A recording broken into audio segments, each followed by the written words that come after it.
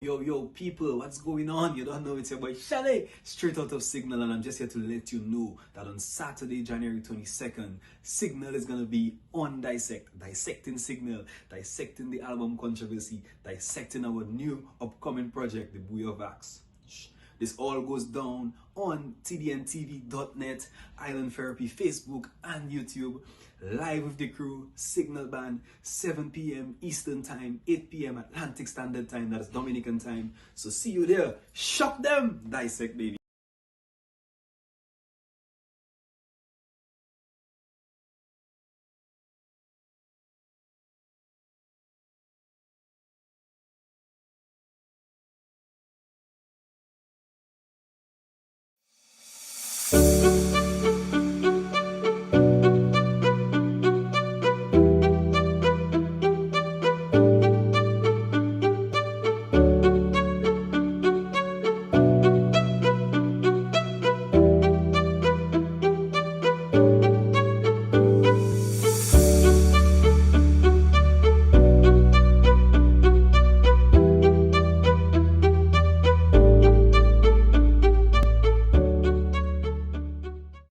Hi, everybody, and welcome to Art and the Word. I'm your host, Nicole Georges Bennett, and it is my absolute pleasure to welcome you back to another great episode of Art Appreciation.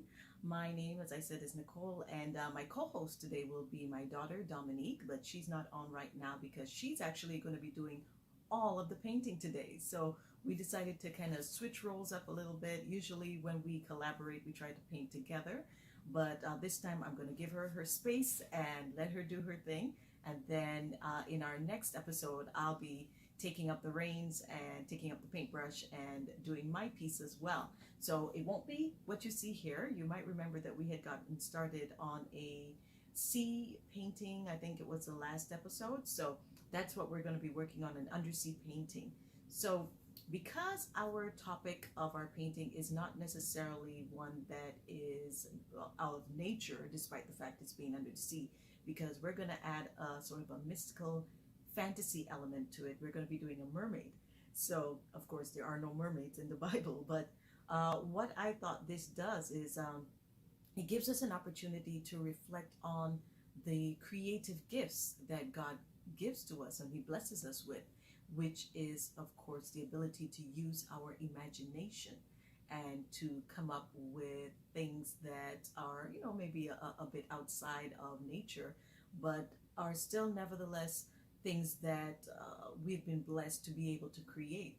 So what we're going to be doing today, as I said, is to incorporate a little bit of a fantasy element into our painting.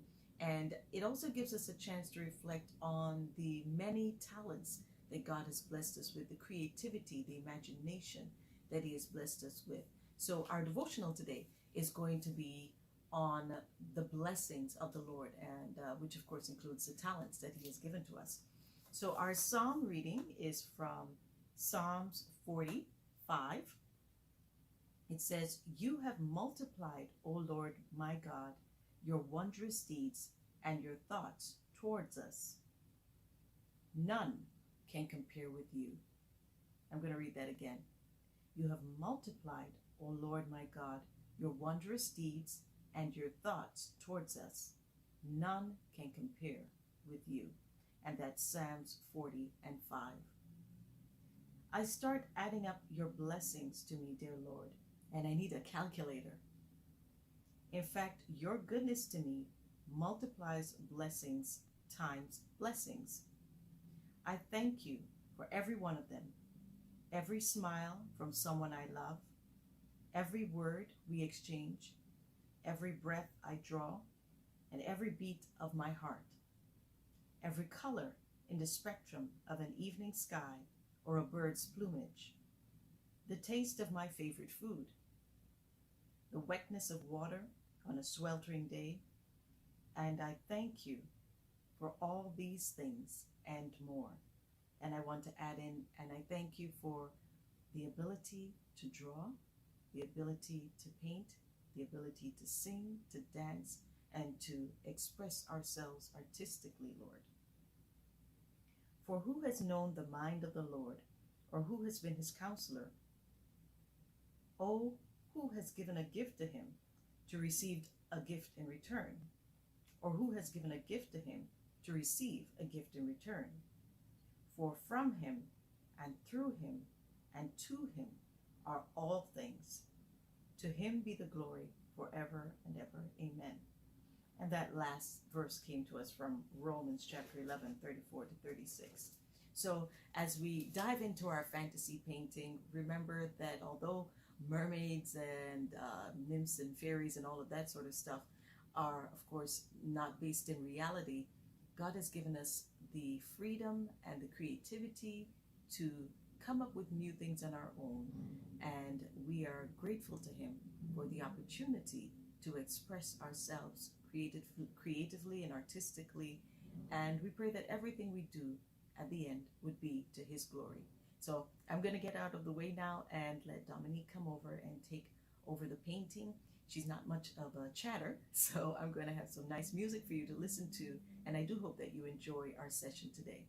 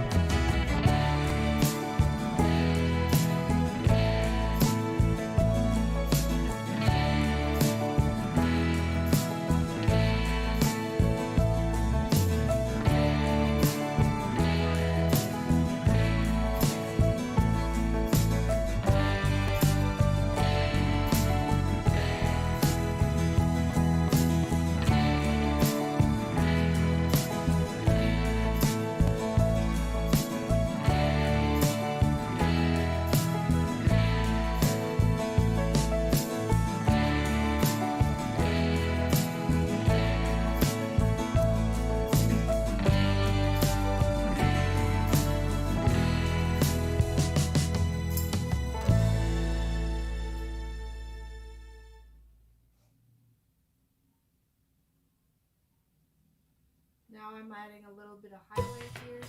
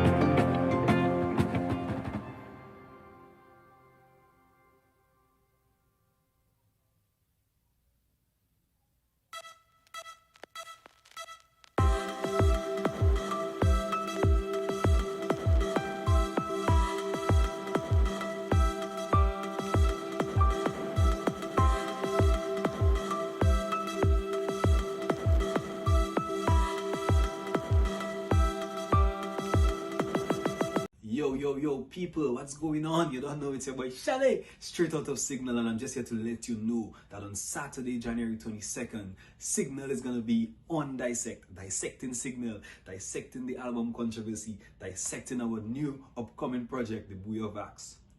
This all goes down on TDNTV.net, Island Therapy, Facebook, and YouTube.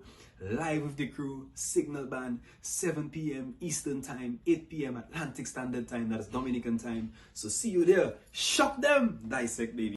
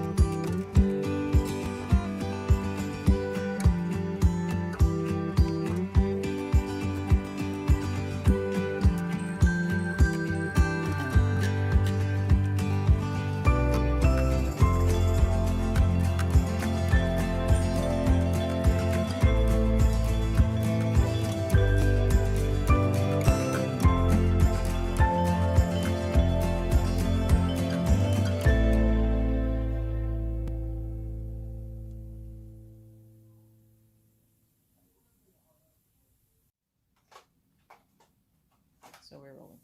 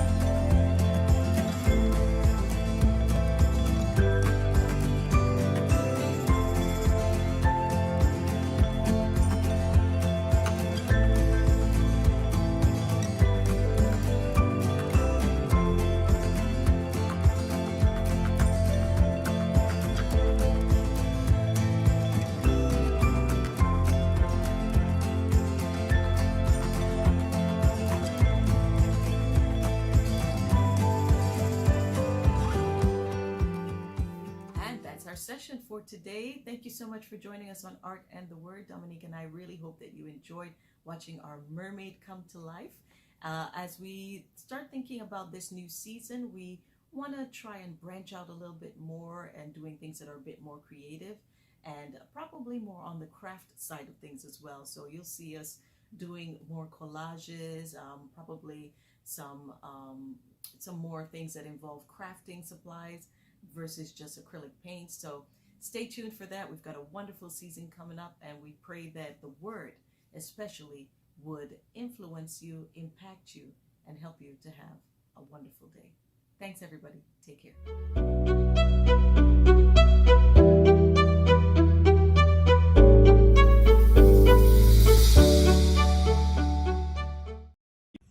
Yo, people, what's going on? You don't know, it's your boy Shale, straight out of Signal, and I'm just here to let you know that on Saturday, January 22nd, Signal is going to be on dissecting Signal, dissecting the album Controversy, dissecting our new upcoming project, The Buoy of Axe. This all goes down on TDNTV.net, Island Therapy, Facebook, and YouTube. Live with the crew, Signal Band, 7 p.m. Eastern Time, 8 p.m. Atlantic Standard Time, that's Dominican Time. So see you there. Shock them. Dissect, baby.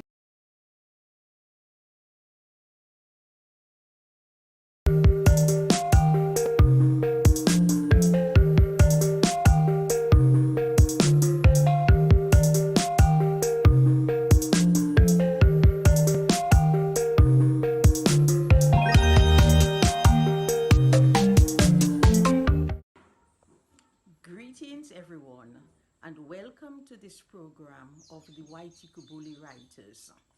We are greatly grateful to TDN TV for giving us this opportunity to publicize our work, to showcase what we have been doing. In this program, you will be hearing from a number of members of Whitey Kubuli Group. Some have had works published, others are just beginners. But there is one thing in common, the love of writing. It was the French writer André Breton who said, "Of all those arts in which the wise excel, nature's chief masterpiece is writing well." We cannot claim, however, to produce masterpieces, but we try, and there is much support in the group, everyone helping the other by providing tips for writing, by sending any articles which can promote the writing techniques. And so we want to thank you for listening to us. We want to encourage you to listen to the writers who will read excerpts from their stories or poems this morning. So once again, we do thank TDN TV for allowing us this opportunity to get to you. And we hope that you will purchase copies of our latest collection, in fact, our first collection of short stories, Montage Dominique. And this collection, you can find the books at Jay's Bookstore from members of the group, or you can buy an e-copy from Amazon. Thank you. Hi everyone, my name is Javania Collier-Didier, and I'm a member of the Whitey Kubuli Writers.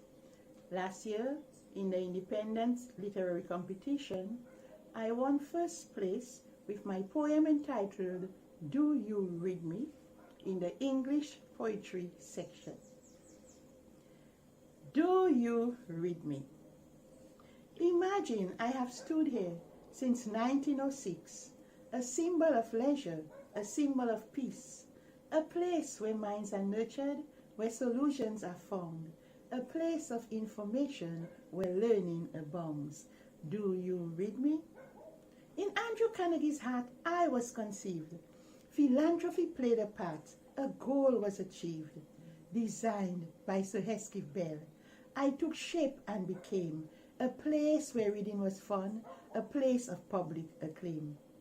Just one of 5 in the Caribbean. What a great privilege. I stand out in architectural design with my wooden rails, my verandas wide, my gabled roof, my big airy windows, my fretwork shown off with pride. Then came that monster David, with his strong winds and rain, giving my body a bashing, filling me with much pain. My windows he broke through, my roof he left bare. With water rushing in, it was disaster everywhere. But the role I played was important. I could not be ignored. Back on my feet in due time, service to my patron restored. Everyone was happy. It was such a delight. Standing proud as a peacock, I was back in the limelight.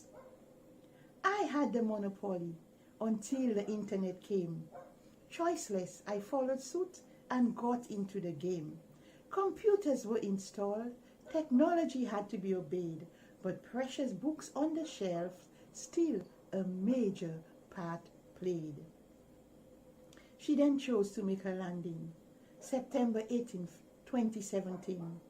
That wicked Hurricane Maria, leaving me broken and beaten. What would become of me? My entrails all a mess. With no answer forthcoming, I choose to wait with bated breath. I thought that, like after David, help would come my way. But here am I, nearly 4 years on, a skeleton to this day. What a pitiful picture. So sad to look at me. Standing here like tarnished gold. I look so derelict, can't you see? And to think that someone would add insult to injury by setting fire to my frame, further helping to destroy me. Not once but twice it happened. I thought that I was cursed, but I held on in suspense.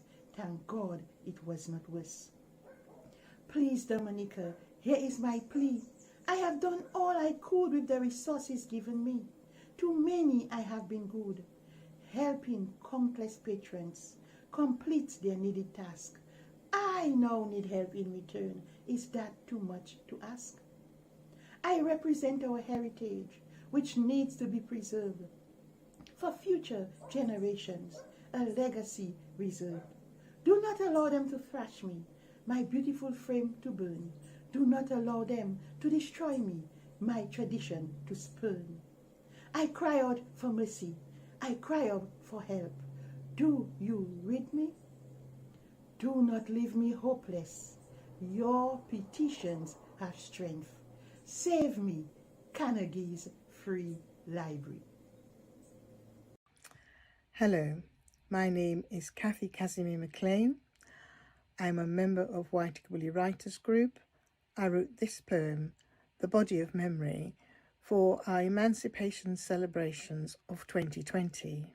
In this poem, I wanted to express how memory links us to our past and how it informs who and what we are as in our present.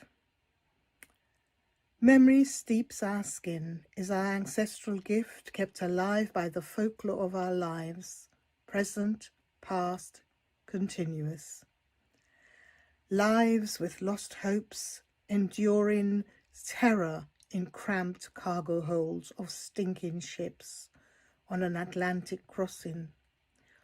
Wafts on fetid breath, caught tight on the talons of the whirling whipped, sun-beaten merciless in cane-filled fields, scars the hearts of those repeatedly raped, infants torn away from tortured arms, mothers, brothers, sisters, all scattered. Threads through our minds, woven into action, running to refuge within mountainous forests, defying captivity. Courses about our veins, cleaves us to the land, promising libation to sounds of the voiceless, left nameless, unforgotten. It is our cultural store trapped in our genes, entangling our stories, haunting history, shaping collective memory. My name is Roy Sanford. I'm a member of White Kabuli Writers. I am about to read an excerpt from my short story, Ma and I, which appeared in Montage Dominic, News Stories and Poems from Dominica, which was published recently by Waitukubuli Writers. When the letter arrived from Dominica, it took me 2 days to summon the courage to open it. It had been over 10 years since I'd received a letter from home, and I was afraid of whatever information this one contained. Most likely the news was bad, very bad. I left Dominica in the late 70s when I was 16. It was hard for Ma, since I was her only child, but she wanted the best for me. She wanted me to seek my fortunes in places where opportunities were aplenty. I chose the French island of Marie-Galante simply because it was close by, right across the channel from Dominica. And so I joined a wave of young Dominicans going to work on sugar plantations there. For months before my departure, Ma worked hard, weaving baskets, cultivating all kinds of crops to sell to make sure I had the money that I needed.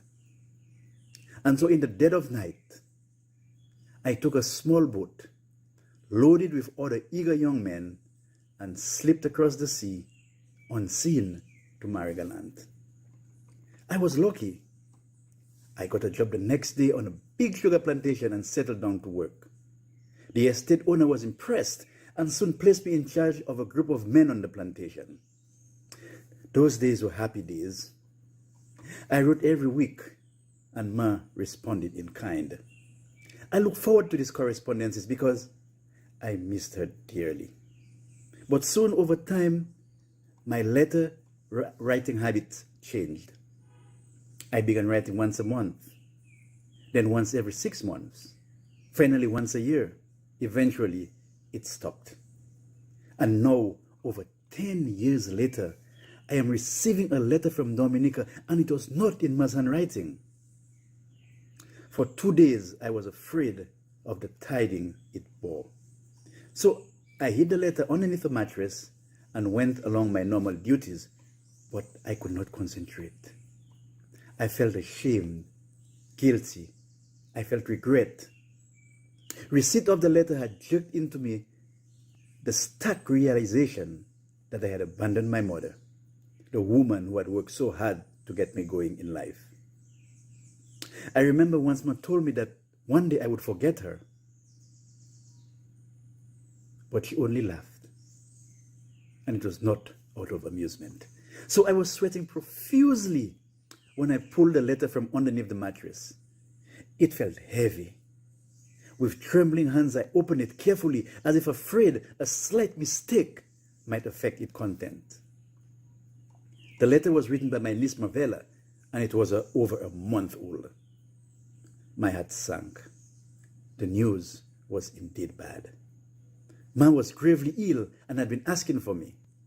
She wanted to see me at all costs. It took my brain about a minute to digest the information.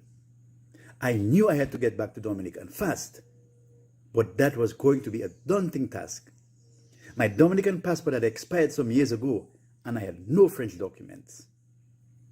The small boats that used to sneak across the channel from Dominica to Marie-Galante had all ceased operation, and now only an occasional one, loaded with marijuana and other contraband, attempted the journey. After reading the letter, I head down to the beach. I thought I might be lucky enough to get some information about the boat that wanted to take the stealthy trip back home.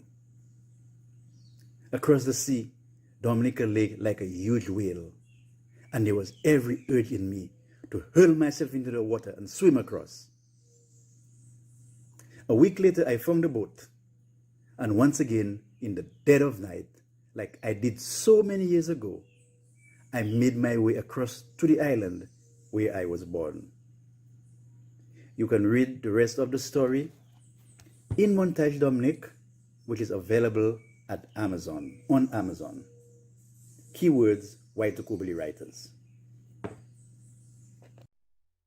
Hello everyone, my name is Erwin Mitchell, and I'm a writer and member of Waitukubuli Writers Association.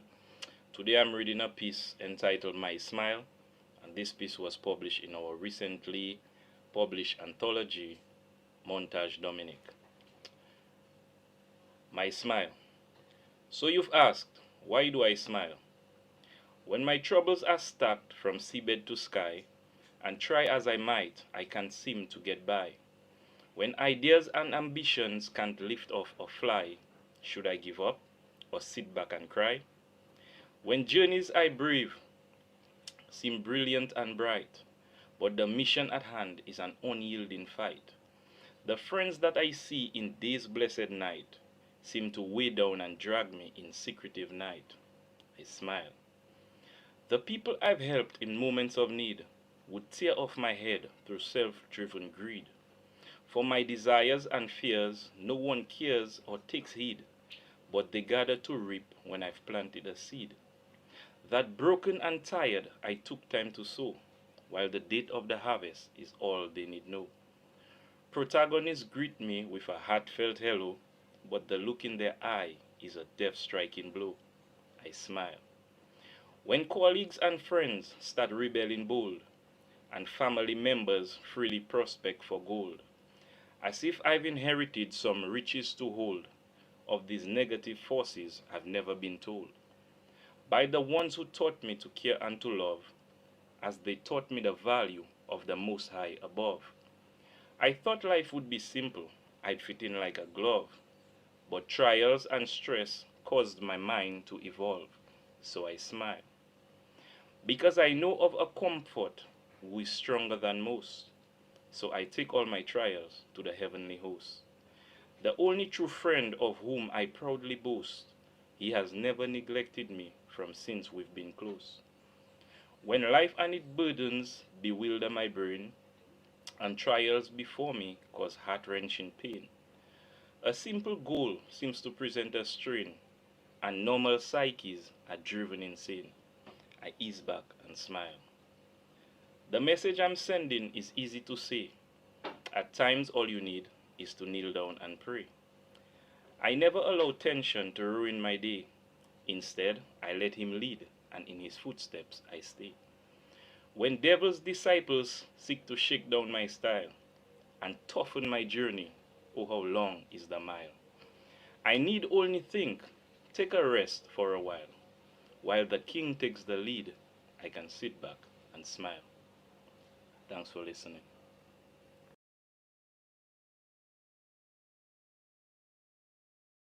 Hi, I'm Nicole Georges Bennett, and I'm going to be reading to you my short story Affiliation, which is published in the Montage Dominic anthology, now available in paperback and ebook on Amazon.com. But first, I want you to imagine a society where objectivity is not a choice, and where neutrality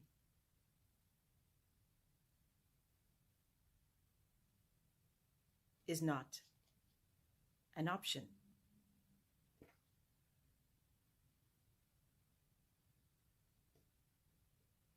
I hope you can see my colors well.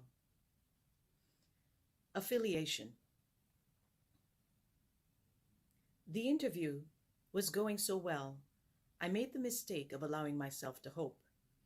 The manager scanned my certificates, and I held my breath. I'd done well in my year, 5 1s and 2 2s and A levels in maths and political science.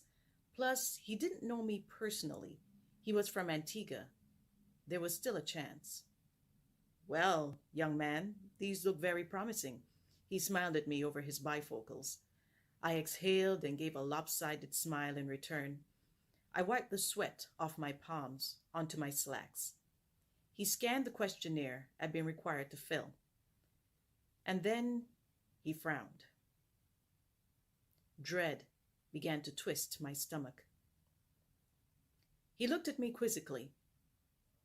You forgot to tick off under political affiliation, son. He pushed the form across the table at me. I knew it was useless, but I felt the words tumble out of my mouth. I don't have one. I'm neutral. I don't have an interest in politics, I babbled. He stared at me, and then his bushy eyebrows rose slowly.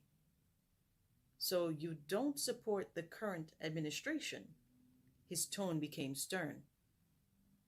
I tried to meet his gaze, but I felt so disarmed, that I couldn't. I licked my dry lips. I couldn't fail. Not again. Just tell him what he wants to hear, I thought. I don't vote. I don't believe in partisan politics, I said. I heard the hopeless tone in my voice. Well, that's naive. So you must be a supporter of the opposition then. He pulled the form towards him, opened a desk drawer, and dropped it in. He carefully put my certificates back in their folder and handed them back to me, and I took them automatically. I don't support any party, I repeated. I believe government should work for the good of all citizens, regardless of party affiliation. At that moment, the door opened and his secretary came in, and my heart sank. She had not been at her desk when I came in an hour earlier, so I'd escaped her sharp gaze. She was from my neighborhood, and she knew me. It was all over. I turned, I stood up.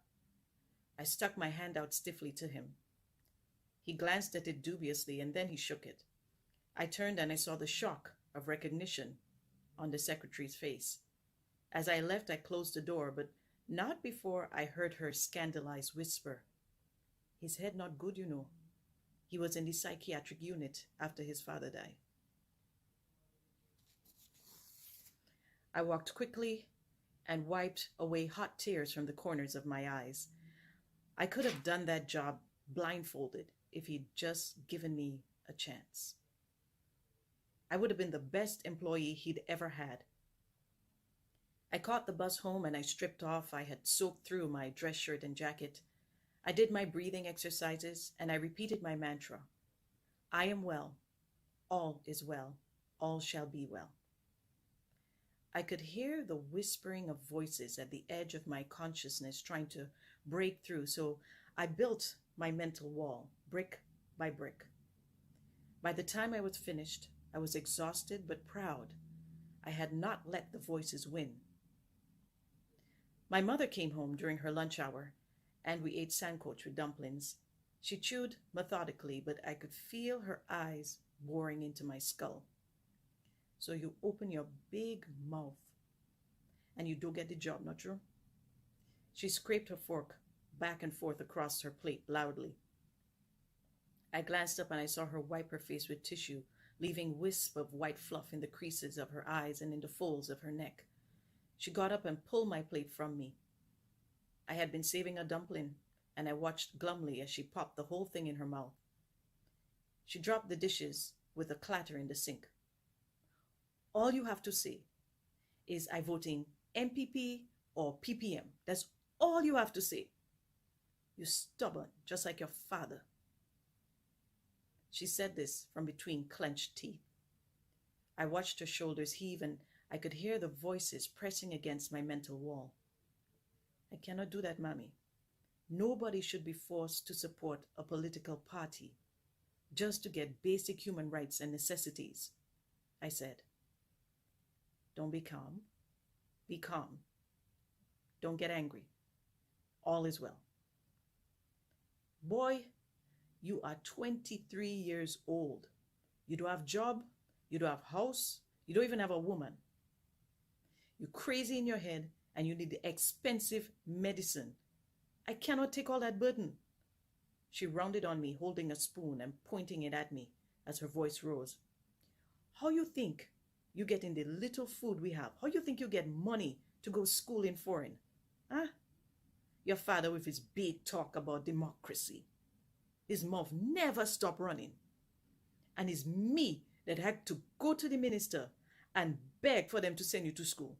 You think that was easy for me? Huh?" She jabbed the spoon at me and I felt every jab like a knife stab, tearing through my fragile psyche. "He was a man of integrity," I said. "He believed in a free and fair democracy."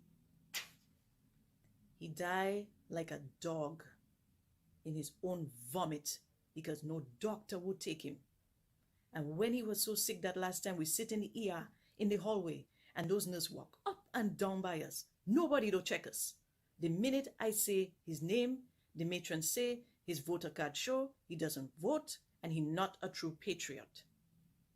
Sorrow rose out of her and surrounded her like a black storm cloud. It looked like she was drowning in it. I started to open my mouth to warn her, but suddenly realized it might be better not to. You taking your pills now? Her eyes narrowed suspiciously. I nodded because I couldn't trust myself to lie. I tried not to, but I began to picture my father lying on the floor of a hospital hallway. I knew I shouldn't think like that. It was a dangerous train of thought. In my imagination, he lay on the cold floor.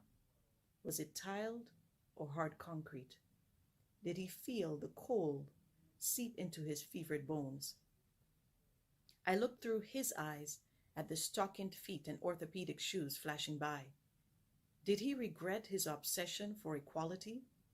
All he had to do was say the right words, declare his party, announce his colors, or wave a flag, just to save his life. But he didn't. Instead, he died like a dog, just as my mother said. I felt the fury build up in me, not at the way of life that dictated I must align politically in order to get food and shelter and education. I was angry at my father for his outlandish principles and his refusal to conform. The voices echoed so loudly in my head that they shattered the protective wall that I had constructed, and now they ran rampant into every corner of my mind. I am well, all is well, all shall be well. But the voices screamed louder and gave me a new mantra. He was a fool. You are a fool, and you will die like a fool.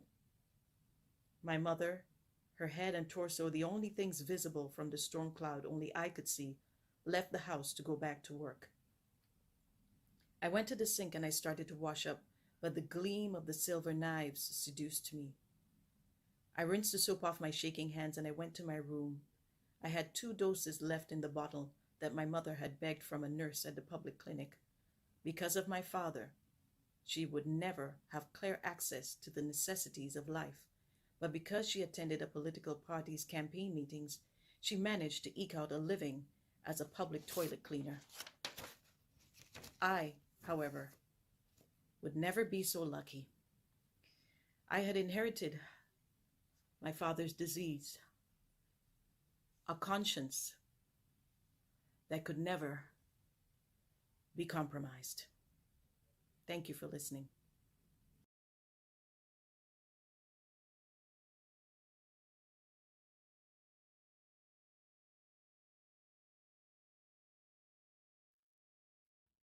Hi, I'm Taisha Bellot and I'm a member of the Whitey Kubulis Writers Group. I'm here to do a poem entitled She's No Longer There. Happy reading. For decades so many, we walked past by her daily, a figure so strong standing in the corner right there. As the time slowly passed, so grew the fears she secretly amassed of a time to come when she will no longer be around, a topic of sad discussion for many. Body shades of brown, a frame so voluptuously round, cracks and scars, long and deep, some coursing their way to the ground. She did not complain of her pain, and never did she seem weak.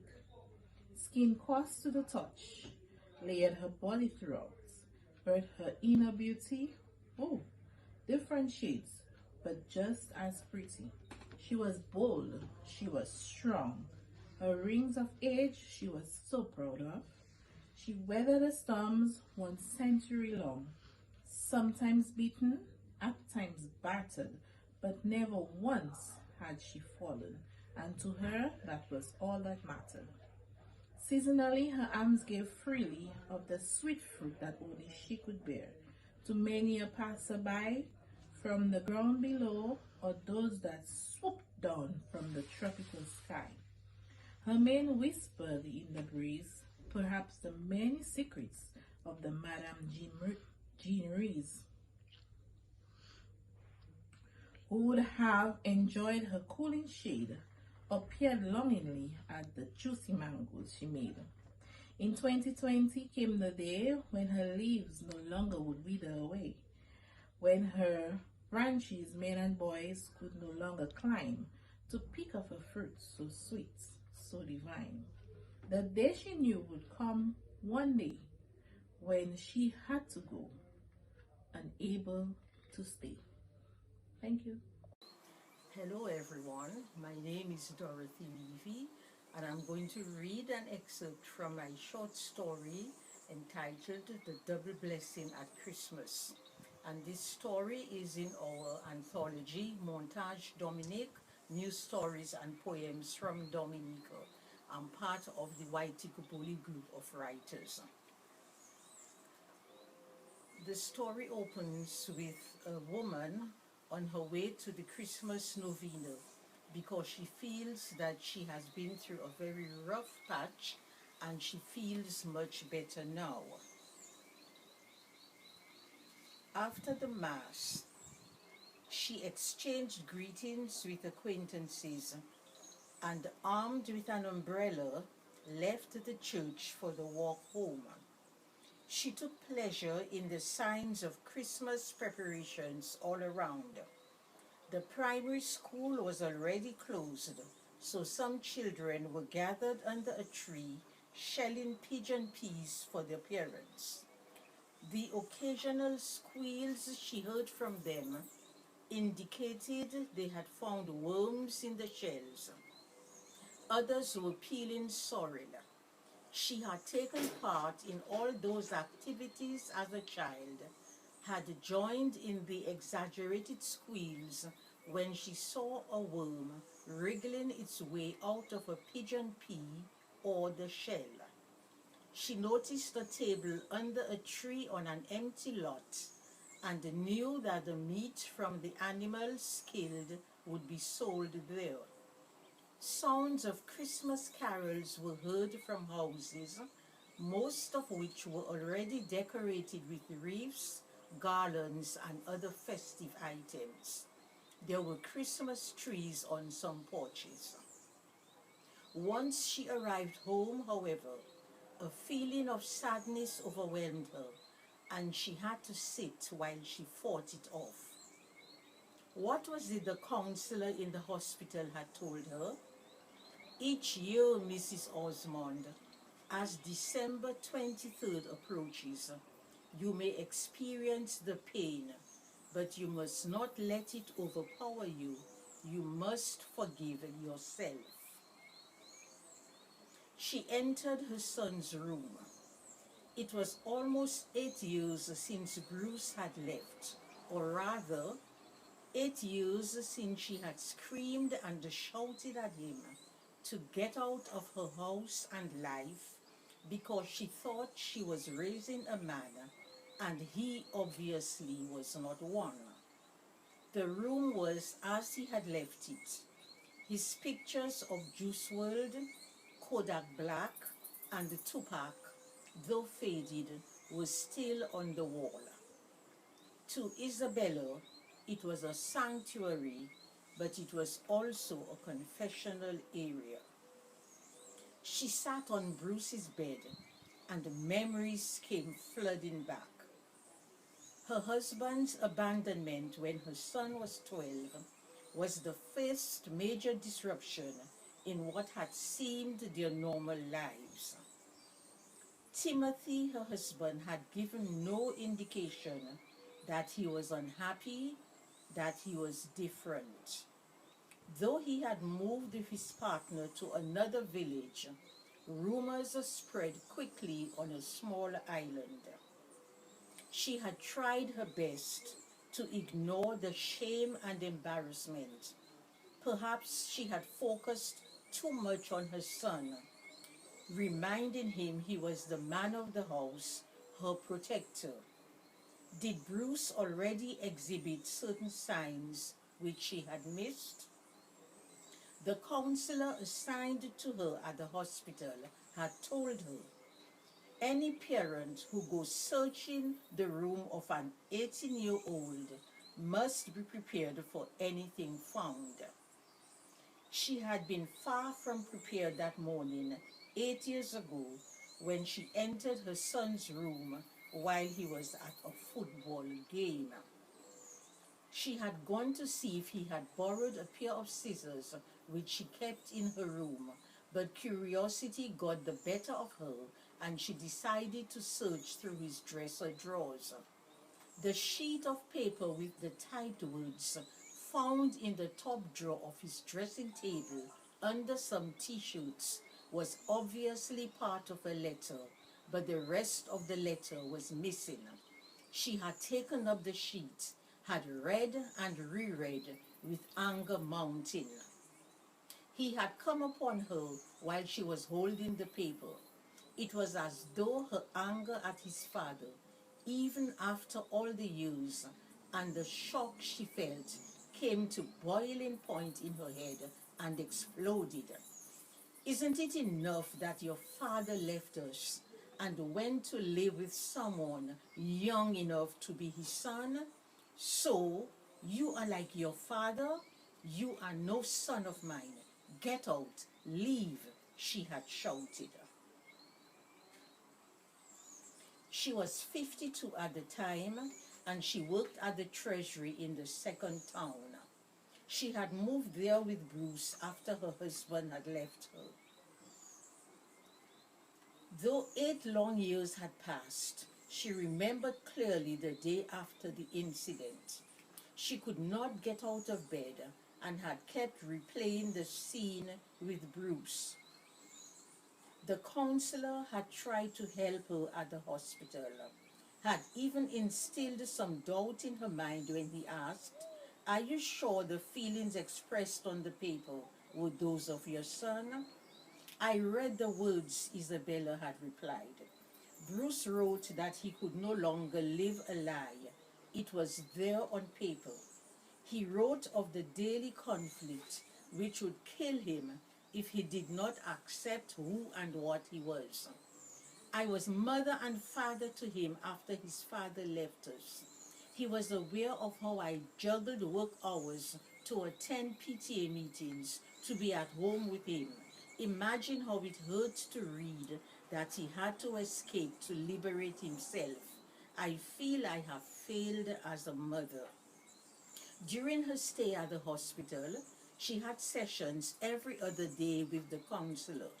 When she continued blaming herself, he had asked her the following: "Do you think there is any mother who prays to God for her son to be gay? Suppose a mother discovers her son is gay. Is he less her son? Should her love suddenly be erased because he feels he cannot live a lie, cannot live with the conflict of pretending to be who he is not? Do you love your son, Mrs. Osmond?" And you can read the rest of the story, as I said, in Montage Dominique, New Stories and Poems from Dominica. Thank you.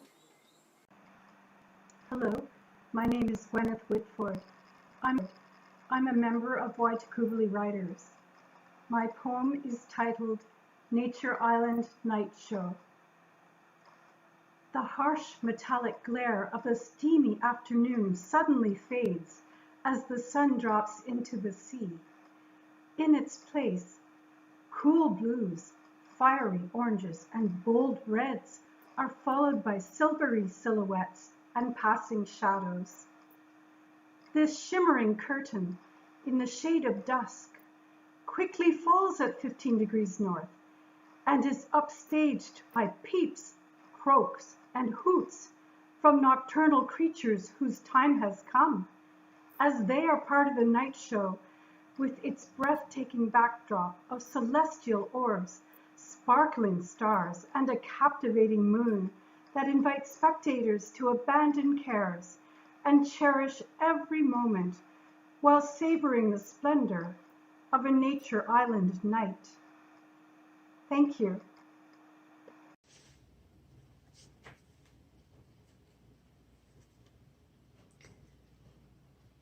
I stood at a bedroom window and gazed at the community below. It was still, deathly quiet, like a painting on canvas. This area was by then the COVID-19 coronavirus hotspot of the world.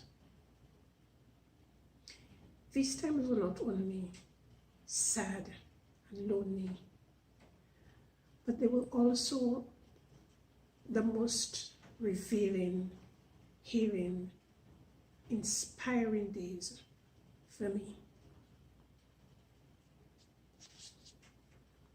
I am Andrea Anthony Deeb. I am a member of White Kubuli Writers, also a co-writer of our book, Motage Dominique, New Story and Poems from Dominica. I will now read you an excerpt from my poem, which is entitled While Waiting. People darting to and fro. It seemed like the whole world has somewhere to go. At number 1, we took the subway train, bearing down upon each other from far and wide. We came. Crowds thronged Broadway Street, museums, and Central Park. As far as the eye could see, bright lights lit the dark.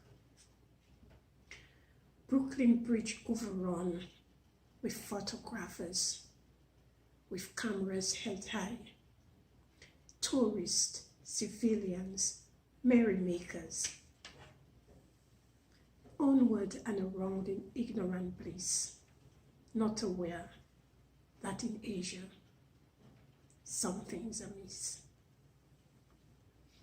At number 2, the first cases came ashore, with a few planes full of travelers, then more and more, bringing in people from every walk of life to mingle among the masses. A businessman, doctor, nurse, a housewife. They came with a symptom like flu, fever, and ache. A coronavirus, dangerous and new.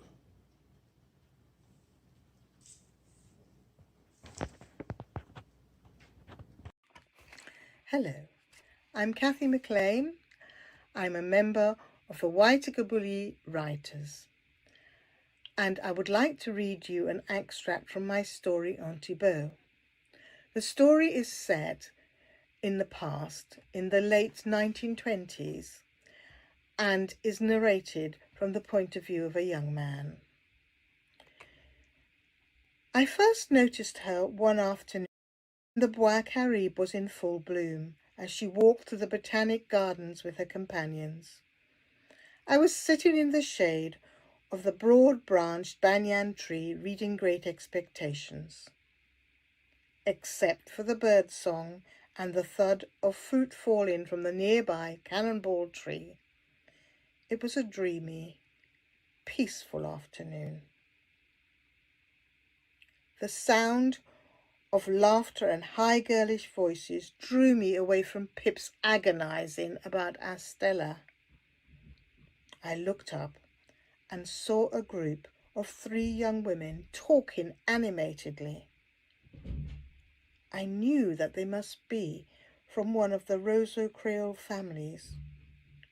All 3 were pale-skinned, but the shortest of the 3 sported the hint of gold, the warm tones of the mulatress. I noticed her luxuriant dark hair escaping her hat, and the eyes which appeared too large for her almond-shaped face. She was recounting some incident which seemed to throw her companions into paroxysms of laughter. She glanced in my direction, and for a moment the tamarind eyes met mine. My heart skipped a beat and then began a dance of its own. However, I do believe that I remained invisible in the shade of the great tree. Who was she? I wanted to know more. I was captivated by this T-Belle fee. How could I find out? From her dress and manner, I knew I would not find her wandering around the market square or strolling through the port. As the young women moved on, I noticed they were being followed by two older women, walking at a more leisurely pace and carrying umbrellas against the sun. The taller of the two called out, "Girls, slow down. This is supposed to be a pleasant afternoon stroll." "Les jeunes filles est toujours pressées," she complained to her companion.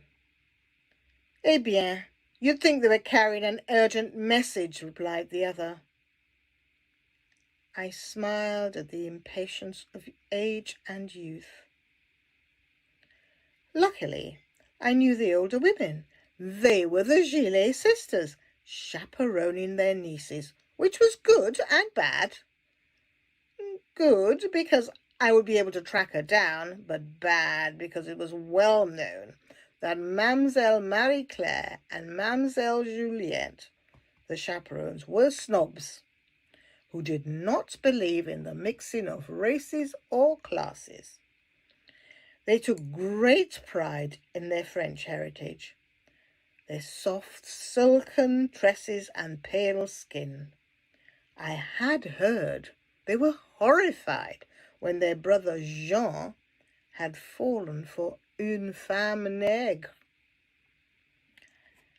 As I watched the women disappear through an avenue of mahogany trees, I resolved to find out more. I could not return to my book. My concentration had vanished along with their gay laughter and skipping feet. The world around me seemed different and would never be the same again. I realized I was humming "If You Were the Only Girl." On the way home, I visited my friend Louis and his wife Francine. We sat on the veranda with its view towards the Roseau harbour, chatting over a glass of rum. The warm evening breeze ruffled the leaves of the fruit trees in their garden. The sun was beginning its descent into the sea, transforming it to a burnt ochre. "You seem distracted tonight," Francine remarked. "Un petit bazoudi." Louis laughed. "He saw a girl. You know, one of the Gilets, the one called Angela, la petite mulâtresse. She seems to have taken his mind with her." "I see," Francine mused. "Oh well, Joe, you were always a man for a challenge. No, bonne chance." I hope you have enjoyed the pieces presented to you. As you can see, the writings are on a variety of themes, but they all highlight or touch on aspects of life in Dominica. Many of the poems celebrate the natural beauty of Dominica. It was William Wordsworth, the poet, who said, "Poetry is the spontaneous overflow of powerful emotions." And we can see the love of Dominica shining forth in some of the poems which celebrate Dominica. Again, let me say that we thank TDN TV for making it possible for more people to hear the works of our group and to support our writers. You too can help by getting a copy, as I said, at Jay's bookstore from members of the group, or getting a copy from Amazon. And what better time than now when you can give a copy as a Christmas gift to friends and family. Our group really delights in using the imagination. It was another writer who said, creative writing is putting your imagination on a page. And this is what many of our members do. They use whatever gifts, whatever talents to bring delight to readers. So please, we thank you for supporting our group, and we take this opportunity to thank TDN TV for supporting us also in that way. Thank you.